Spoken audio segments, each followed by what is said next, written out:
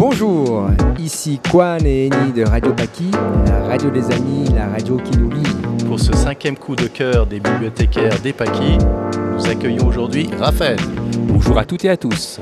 Bonjour à toi, bienvenue pour cette rubrique ad hoc qui nous permettra de rappeler 2 événements du programme de rencontre que vous organisez à la bibliothèque des Paki pendant ce 2e semestre 2022, invitant des auteurs, des illustrateurs et illustratrices jeunesse. Ça frissonne chez les Helvètes. Rencontre post-fast avec Nicolas Feuze et Marc Woltenhauer le 17 novembre prochain à la bibliothèque des Paki. Je reprends le texte sur votre site internet. 2 auteurs bien connus des amateurs et amatrices de polar suisse qui se mettent à table le temps d'une soirée pour nous livrer leurs secrets de fabrication d'un bon ruban noir à glacer le sang. Et puis Raphaël, tu nous parleras d'un livre jeunesse que tu as ramené avec toi, Taviane, la porte au diable. Mais avant ça, est-ce que tu peux nous rappeler brièvement cette rencontre avec ces 2 auteurs ? Alors tout à fait. Donc ça se déroulera le 17 novembre prochain, donc jeudi 17 novembre prochain à 19h. Nous aurons le plaisir d'accueillir 2 auteurs de polar bien connus, Nicolas Feuze et Marc Woltenhauer, à la bibliothèque des Paki, dans le cadre d'une rencontre publique destinée aux adultes. Ces 2 auteurs ont cette fois-ci écrit pour un public jeune. Ils nous ont concocté des enquêtes passionnantes avec comme héros des jeunes ados se passant en Suisse. Sachez que Marc Woltenhauer sera également présent entre nos murs dans le cadre d'une rencontre publique destinée aux jeunes le mercredi 16 novembre à 16h30. Des rencontres sont également prévues avec des classes à la bibliothèque. Nous y présenterons aux élèves d'une dizaine d'années certains titres de ces auteurs.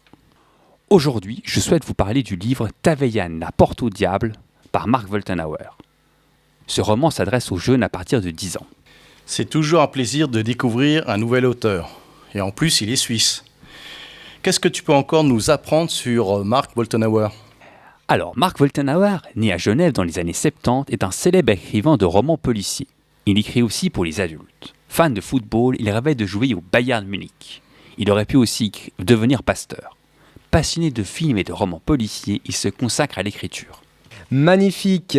Alors ce livre, oui, tu me l'as passé l'autre jour et je l'ai lu hier soir. Et je dois dire que j'ai apprécié qu'il se passe dans la région de Grillon parce que j'y ai passé un week-end à 2 reprises dans un chalet, c'était assez incroyable. Et puis je suis allé vérifier sur internet, oui, ce village de Taviane, et j'ai découvert qu'il correspondait aux illustrations du livre et que c'est vraiment un village minuscule, paumé au sommet des alpages, et ça donne vraiment envie d'aller y faire un tour. Donc voilà, merci pour cette découverte, et puis sinon, on va te redonner la parole pour que tu puisses nous en parler.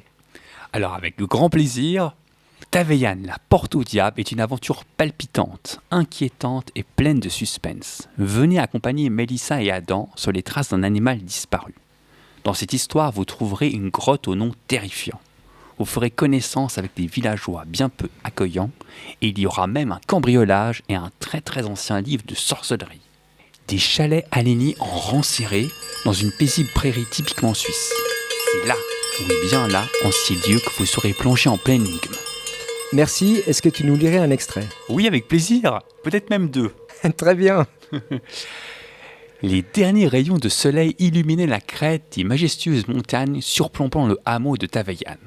La porte au diable, une faille béante dans l'escarpement rocheux, était maintenant plongée dans l'obscurité.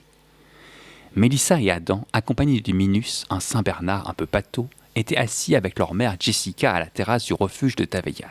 « Que c'est beau !» s'exclama Jessica en pointant du doigt le massif alentour. Et sur ma lancée, je vais vous en lire un deuxième. Sur le coin de la table, elle vit un vieux livre, ouvert. Elle le referma et lut le titre, « Le Dragon Rouge ». Un livre écrit en 1521. Les battements de cœur de Mélissa s'accélérèrent. Elle le feuilleta et tomba sur une gravure de couleur rouge. C'était une silhouette humaine munie de cornes, d'une queue et de 2 pieds fourchus, le diable. Elle revint au début et parcourut le prologue en vitesse. Elle s'arrêta sur la dernière phrase. « J'ose me flatter que les savants attachés au mystère de la science divine, surnommée occulte, regarderont ce livre comme le plus précieux trésor de l'univers. » Elle continua à tourner les pages jusqu'à ce qu'elle arrive à l'endroit d'où dépassait un signet. Un passage attira son attention.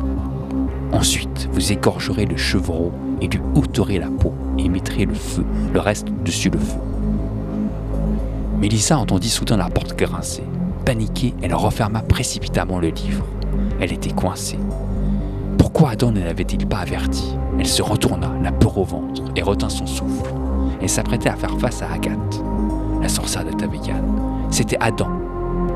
Mélissa expira, soulagée. « Tu m'as fichu une de ces trouilles » murmura-t-elle. Merci Raphaël pour ces extraits.